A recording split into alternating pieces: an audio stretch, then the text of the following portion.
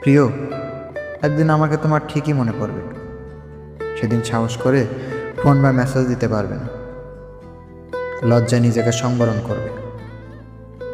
আমাদের এত এত গল্প, এত এত স্মৃতি জমে আছে যে তুমি অন্য কারো মাঝে আমার ছায়া দেখবে, কিন্তু সেখানে আমাকে পাবে না।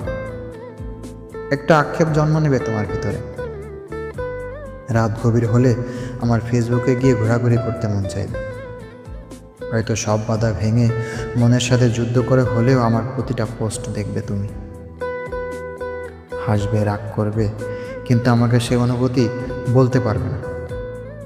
এর চেয়ে বড় কি কষ্ট থাকতে পারে? কোনো এক ভোরে কিংবা গভীর রাতে ঘুম ভেঙে গেলে ফোন চেক করবে, দেখবে আমার কোনো টেক্সট আসছে কিনা। আমাকে না পেয়ে তোমার যেই দীর্ঘশ্বাস জন্মাবে, তা তোমার প্রাপ্য ছিল। আমি তো কোনো অন্যায় করিনি। এখন যার সাথে আছো তাকে নিয়ে যতই সুখে থাকো, যতই ভালো থাকো, আমি জানি আমাকে তোমার মনে পড়বে, কারণ আমি তোমাকে ঠকাইনি। তার সাথে কাটানো প্রতিটি মুখময় মুহূর্তে আমি থাকবো তোমার মস্তিষ্কের একটা কোণায়।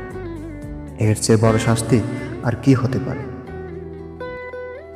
আমাকে কষ্ট দেওয়ার প্রতিটা পাপ তোমাকে ঘিরে ধরবে।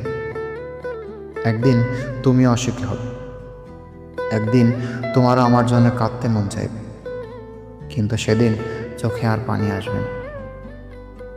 একদিন তুমি আমাকে দেখার জন্য আকুল হবে, সমস্ত জায়গায় আমাকে খুঁজে বেড়াবে, কিন্তু খুঁজে পাবে না।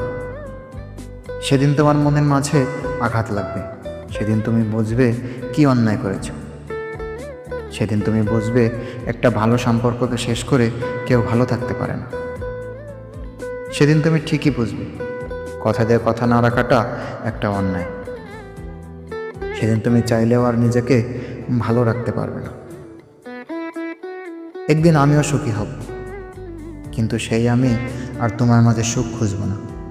তোমার দেওয়া প্রতিটি অবহেলা একদিন আমার জীবনে অন্য কারো মাধ্যমে সুখ হয়ে ফেরত আসবে। সেদিন আমি আর তোমাকে মনে করব না।